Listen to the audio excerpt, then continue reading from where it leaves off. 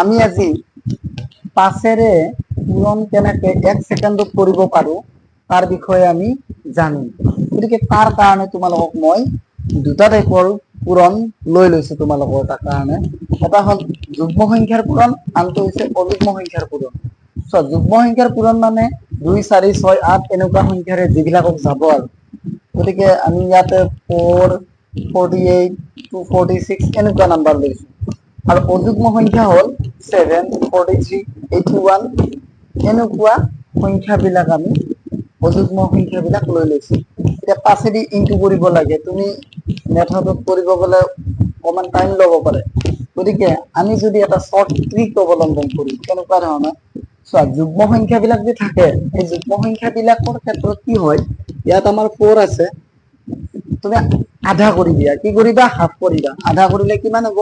4 ৰ আধা 2 আৰু এটা 0 লগাই দিয়া, 20 হৈ গ'ল।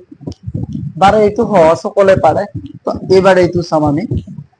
48 ৰ আধা কৰা, 4 ৰ আধা হ'ল 2, 8 ৰ আধা হ'ল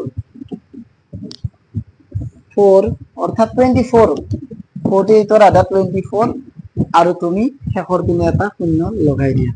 তো এইটো এনসাৰ ওলাব। তো এনেকুৱাকে কৰিব পাৰিবা। কি কৰিবা? বেলেগ একো নাই, সংখ্যাটো আধা কৰা, আধা কৰি তাৰে লগত শূন্য এটা লগাই দিয়া। ঠিক তেনেকুৱাকে এইটো অংক তুমি কৰিবা। তাৰ পিছত আমি অযুগ্ম চাওঁ। অযুগ্ম সংখ্যাবিলাক যে চাবা, তাৰ 7 আছে না, 7 ৰ পৰা 1 মাইনাছ কৰা, কিমান হ'ব? 7 - 1 6। তো এই যেটো মাইনাস কৰি পালা না, এই সংখ্যাটো কি কৰিবা? আধা কৰি দিয়া। কি কৰিবা? আধা কৰিবা। কাৰ? 6 ৰ আধা, 7 ৰ নহয় কিন্তু। 7 - 1 কৰিলো 6 হ'ল। তো 6 ৰ আধা কৰা, কিমান হ'ব? 3 আৰু 5 এটা লগাই দিবা। এটা 5 লগাব লাগে। তাৰপিছত 43 পৰা 1 মাইনাছ কৰা, কিমান হ'ব? 42 ৰ আধা কৰা, কিমান হ'ব? 21। তো 5 লগাই দিয়া। এইটো এনসাৰ হল। এটা এইটো এনসাৰ লাগে। কম সময়ত কৰি দিয়া।